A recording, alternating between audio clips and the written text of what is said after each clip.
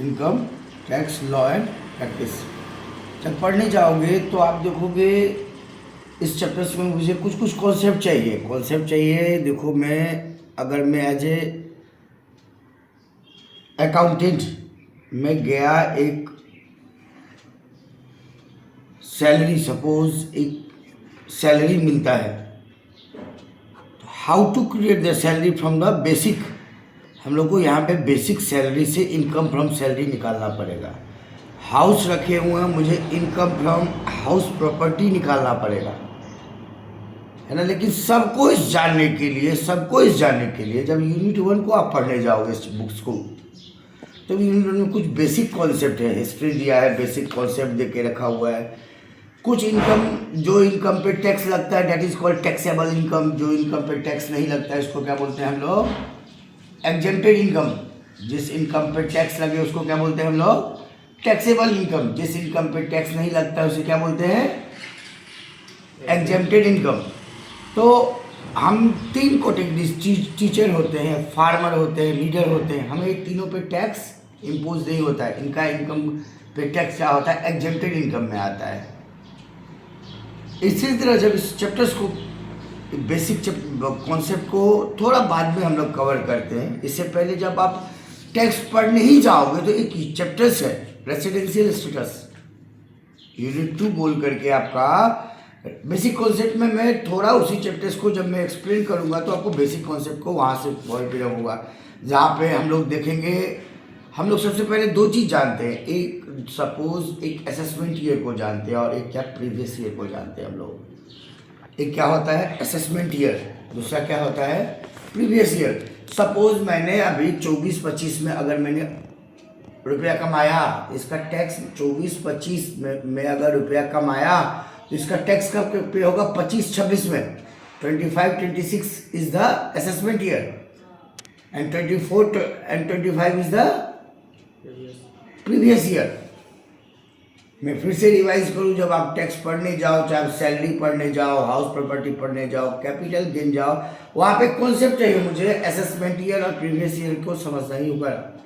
जब assessment year और previous को समझोगे तो किस बेसिस पे होता है? इनकम।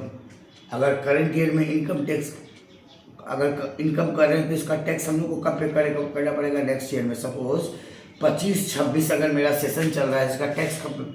अभी तो मैं अर्न कर रहा हूँ 30 कब तक? अगर मैं बोला 25-26 तो 25-26 डेट मीन्स क्या? 25-26 बोला, डेट मीन्स क्या? 1 अप्रैल 2025 से लेकर के 31 मार्च 2026 की बात की मैंने। आप समझो 25-26 बोला। अगर मेरा ये अगर अर्निंग है, देखो मैंने इसको 25 में स्टार्ट किया, आफ्टर क्लोजिंग 31 मार्च 2025, 1 अप्रैल 2025 से मैंने अपना कोचिंग को रीस्टैब्लिश किया। यहाँ से आप 1 अप्रैल से आने वाला है, मैं स्टार्ट दूंगा, मैं कहाँ तक ले जाऊँगा? 31 मार्च 2026 तक लेके गया। अभी मैं कहाँ तक ले जाऊँगा? अगर मैं 1 अप्रैल 2026 से स्टार्ट करूँगा, कब से?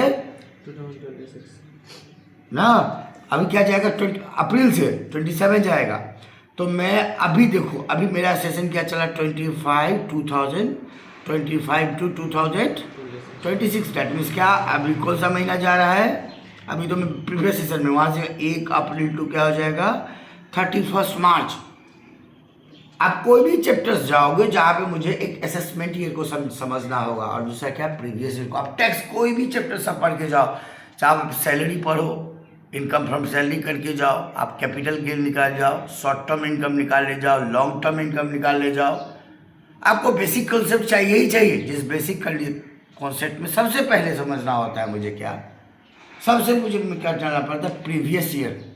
तो जिस ईयर में इनकम करते हैं that is called previous year, उसका नेक्स्ट ईयर में टैक्स भरते हैं that is called assessment year, है ना। तो मुझे चैप्टर्स जानने जाओगे तो मुझे एक रेसिडेंशियल स्टेटस ऑफ इंडिया के बारे में जानना पड़ेगा।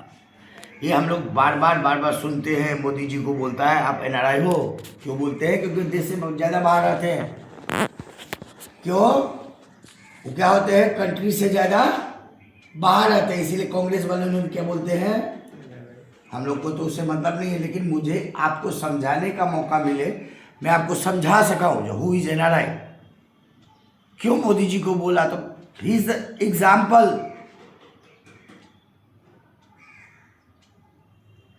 मैंने बोला दो doesn't fulfill the basic condition. Residence, there is two types of status, that is the residential of India and the non-residential of India, that is called NRI.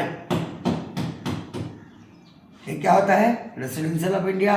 तो residential of India होने के लिए मस्ट है कम से कम तुमको ये by the income tax कितना पढ़ा था? इनकम टैक्स एक्ट कितना है? 19, आप देख सकते हो 1960 नहीं है 19 जब भी होगा है ना। वहाँ बोला दो बेसिक कंडीशन, अगर आप पहला दो बेसिक कंडीशन है रेसिडेंशियल होने के लिए, दो बेसिक कंडीशन को फुलफिल करना पड़ेगा। उसमें से भी क्या कंडीशन लगा? If you fulfil the first condition no need to check out the second condition. अगर पहला कंडीशन को ही फुलफिल किया तो पहला कंडीशन क्या होता है सर? तो जिस ईयर का हमको टैक्स भरना रहता है उसको क्या बोलते हैं? Previous year. क्या बोलता है उसे? Previous year. क्या बोलता है उसे? मुझे प्रीवियस ईयर में, सपोज प्रीवियस ईयर कुछ बुक पुराना बुक है तुम्हारा 20-21 दिया हुआ है, 20 मतलब 2021 2020 to 2021, डेट मीन्स क्या? 1 अप्रैल 2020 से लेकर के मुझे 31 मार्च 2021 के बीच में इसका फिजिकल प्रेजेंस में क्या? PHYSICAL फिजिकल प्रेजेंस मतलब क्या? वो इंडिया में क्या? इंडिया में कम से कम, मिनिमम बोल रहा हूँ, मिनिमम कितना? 182 डेज कम से कम, प्लस हो 83 365 दिन रहो ना। हम लोग क्या है? रेसिडेंशियल ऑफ इंडिया नहीं है हम लोग। क्या है बाबा? रेसिड क्योंकि हम लोग 300 ना इंडिया से बाहर कहाँ जाते हैं? नहीं ना। रेसिडेंशियल होने के लिए पहला कंडीशन है मिनिमम 182 डेज इंडिया। ये प्रीवियस ईयर में आप दिन जोड़ो, बोला 185 डेज रहा। क्या बोला इसने? 185 डेज रहा। That is more than the 182 days. That means you fulfill the first particular condition. No need to check out the second condition. अब पहला ही हो गया। हम लोग आंसर पास करेंगे एज SSE. दो जो पे the taxes is called SSE. As SSE's physical presence in India during the previous year is 185. That is the more than the 182 days.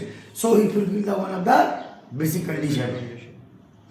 अगर पहला नहीं फुलफिल करता है तो दूसरा कंडीशन की ओर बढ़ता है। वो दूसरा कंडीशन क्या होता है? तो प्रीवियस ईयर में फिर जाना पड़ेगा। प्रीवियस ईयर में मिनिमम कम से कम 60 डेज इंडिया में रहना पड़ेगा, प्लस कंटिन्यूअस प्रीवियस ईयर से कंटिन्यूअस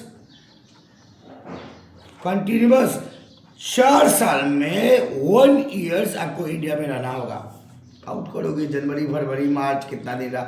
अगर पहला ही कर दिया तो जब पहला नहीं करेगा तो दूसरा करेंगे। अगर दोनों में से कोई किया तो that is the residential of India. लेकिन जिसने फुलफिल नहीं किया उसी को हम लोग क्या बोलते हैं? NRI। इसको जब हम लोग बेसिक कंडीशन को चेक किया किसका? अगर NRI हुआ, क्या हुआ?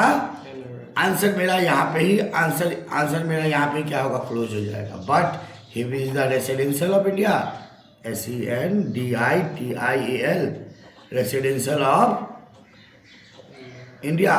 तो उसके लिए जो दो क्या है? बेसिक कंडीशन क्या है? दो क्या है? उसमें किसको फुलफिल करना है? 1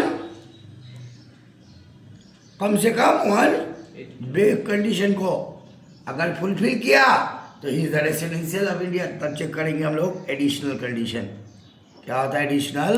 तो हम लोग जब कैटेगरी मांगने जाएगा तो मैंने आपको लिखाया एक क्या होता है रेसिडेंशियल ऑफ 4 कैटेगरीज होता है। हम शॉर्ट फॉर्म में लिखेंगे आपको, आप देख लेना बुक में। आप जब बुक में जाओगे तो मैंने क्या लिखा? Residential of India. इतना नहीं लिख सकते हम लोग। ये क्या क्या है? RI मतलब क्या? और ये क्या होता है? क्या NRI मतलब क्या? Non residential of India. ठीक ना? ये क्या होता है? Residential but ordinary residential. आप समझोगे रेसिडेंशियल बट एक क्या होता है रेसिडेंशियल बट नॉट ऑर्डर, मतलब कि दो जो fulfil the additional condition, basic condition के साथ साथ दो क्या होता है additional condition, ADDITIONAL, additional condition.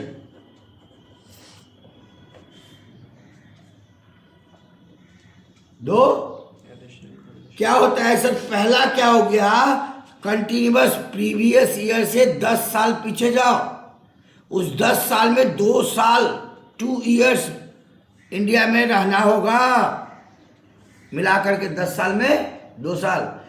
दूसरा क्या है सर, प्रीवियस ईयर से 7 इयर्स बैक तक जाकर के 730 डेज इंडिया में रहना पड़ेगा। 730 मतलब कि 365 इंटू 2 करो, 2 साल ही होता है, लेकिन कंडीशन को मुझे फुलफिल करना पड़ेगा। तो जब हम लोग रेसिडेंशियल को चेक किया तब अगर एनआरआई हो गया तो आंसर यहाँ में ही खत्म, आंसर एंड हो जाएगा यहाँ पे ही। बट अगर रेसिडेंशियल हुआ तो उसके लिए 2 चेकआउट होता है, एक क्या होता है रेसिडेंशियल ऑफ इंडिया, और एक क्या होता है रेसिडेंशियल बट ऑर्डिनरी रेसिडेंशियल, दूसरा क्या होता है residential but not ordinary residential. अब जो एडिशनल कंडीशन को फुलफिल किया वो क्या होगा रेसिडेंशियल एंड ऑर्डिनरी, जो फुलफिल नहीं किया तो क्या होता है सर, लगातार प्रीवियस ईयर में 10 ईयर्स में 2 ईयर्स इंडिया में रहना पड़ेगा, प्लस 7 साल में कितना 730, मतलब कि 2 ईयर्स रहना पड़ेगा, फुलफिल करेगा as SSC is fulfill the one of the basic condition and both the additional condition, so he is the residential and ordinary residence। इसके लिए मुझे स्टेप करना पड़ा लाहे से मैं समझाने का। एक क्वेश्चन अगर मैं लिया, आप इसी क्वेश्चन को मैं देखो, आपको बोर्ड एग्जाम तक जाना ही पड़ेगा, ये नहीं समझोगे टेक्स्ट नहीं समझोगे, आपको टेक्स्ट को समझने के लिए that is a basic concept. आप जो बैक चैप्टर्स में मैं समझाने का यही समझाने का कोशिश किया वहाँ पे भी मैं लिया। मिस्टर अशोक शर्मा एक Indian citizen, is an employ of SBI and posted to at Guwahati, he has been transferred to Toronto, Canada भेजा गया। He left India for the first time, देखो एडिशनल कंडीशन के लिए बाप जिंदगी में पहली बार पान खाया, इससे पहले नहीं खाया था। वो कब इंडिया से पहले फर्स्ट टाइम 2000, वो कमेंट कर रहा है फर्स्ट टाइम इंडिया से बाहर गया। दैट मीन्स क्या, देखो अगर 10 साल में बैक जाऊँ, अगर मैं असेसमेंट देखो असेसमेंट ईयर क्या 2020-21, तो प्रीवियस ईयर क्या मेरा होगा 19-20 क्या होगा, प्रीवियस ईयर क्या होगा 19-20। मैंने सम्स को मैंने एक्सप्लेन किया आपको, मैंने बेसिक से इस सम्स को मैंने बोला, प्रीवियस ईयर को मैंने कंडीशन को समझाया, पहला कंडीशन को समझाया, दूसरा कंडीशन को रेसिडेंशियल होने के लिए दो फुलफिल द, दो में से जो कोई एक कंडीशन को फुलफिल कर दे वो क्या होता है residential of India. What is the following are the condition, दो कंडीशन क्या होता है, तो मिनिमम इंडिया में 182 डेज रहना होगा, प्लस अगर पहला कंडीशन फुलफिल किया तो second no need to check out the second condition, अगर पहला कंडीशन फुलफिल नहीं किया तो सेकंड कंडीशन में जाएंगे, क्या देखेंगे प्रीवियस ईयर में मिनिमम कितना रहना पड़ेगा, प्लस कंटिन्यूअस 4 ईयर्स मिला के 1 ईयर्स आपको इंडिया में रहना होगा। जब आप बेसिक कंडीशन को में से कोई अगर एक फुलफिल कर दिया तो आपको लिए एडिशनल कंडीशन के लिए जाना पड़ेगा। जैसे क्या होता है 10 ईयर्स में 2 ईयर्स प्लस 7 ईयर्स में 730 डेज अगर आपने फुलफिल किया, तो इसी बेसिस पे मैंने सम्स को सॉल्व करने का कोशिश किया, आपको स्टेप समझाया, मैंने कैलकुलेट देखो क्या निकालने दिया, क्वेश्चन पढ़ा, determine the residential status of Mister Ashok Sharma for the assessment year. मेरा असेसमेंट ईयर आप देखो क्या है 20-21, तो प्रीवियस ईयर क्या होगा 19-20, मतलब 1 अप्रैल से लेके 1 अप्रैल 2019 से लेके 31 मार्च के बीच में। यहाँ का क्वेश्चन में देखा, आप अब दिखाओ क्वेश्चन पे देखो 185 डेज रख दिया हुआ है। ये अशोक शर्मा ये इंडिया में था, इंडिया से इसका SBI में जॉब कर रहा था गुवाहाटी में, यहाँ से टोरंटो गया फर्स्ट टाइम 18 में ड्यूटी ज्वाइन किया, वहाँ में 90 ही केम बैक इंडिया, और स्टे प्रीवियस ईयर में कितना लिखा 185 डेज। मैंने कैलकुलेशन अब देखो पूछ के दिया, पूछा कि determine the residential status of Mister Ashok Sharma for the assessment, calculation of statement of residential status of calculation of statement of residential status of Ashok Sharma. कौन है ये SSC, प्रीवियस ईयर लिया, असेसमेंट ईयर लिया, उसका physical presence direct 185 that is more than the 182 days. मैंने step 4 लिया, testing the fulfilment of basic condition as SSC Ashok Sharma presence in India is 185 days, that is more than the 182 so he fulfill the one of the basic condition। तब हम लोग गया additional condition के लिए। जब additional condition में गया तो 10 साल में 1 साल रहा हुआ है। बहुत ज़रूरी है आपको ये चैप्टर्स का कॉन्सेप्ट को क्लियर करने के लिए। मैं कौशल झा, मैंने एक टैक्स चैप्टर्स का मैंने रेसिडेंशियल स्टेटस को एक्सप्लेन करने का कोशिश किया। मैं जब एडिशनल कंडीशन को चेक करने के लिए गया तो देखा वो इंडिया में 2018 में बाहर गया हुआ है। डेट मीन्स के आप देखो अभी तो 20-21 है, आपको तो अभी 26-27 24-25 मिलेगा। आपका ईयर आप कौन सा जा रहे हो अभी नया मिलेगा, ये तो पुराना बुक है। वो जिस बेसिस पे मुझे असेसमेंट ईयर दिया, मैं एज ए अकाउंटेंट मुझे तो कुछ बोलेगा करेंगे, टैक्स बनाने के लिए देता नहीं है। मैंने क्या किया 1920 का प्रीवियस ईयर का बढ़ाया ना। एडिशनल कंडीशन 10 साल में 2 साल रहा, क्योंकि फर्स्ट टाइम एज ही left India for the first time ना, है ना। 7 years 730 days भी लगा। Therefore Ashok Sharma has fulfilled one of the basic condition and both the additional conditions, so is the residential and ordinary residential of India। नमस्ते।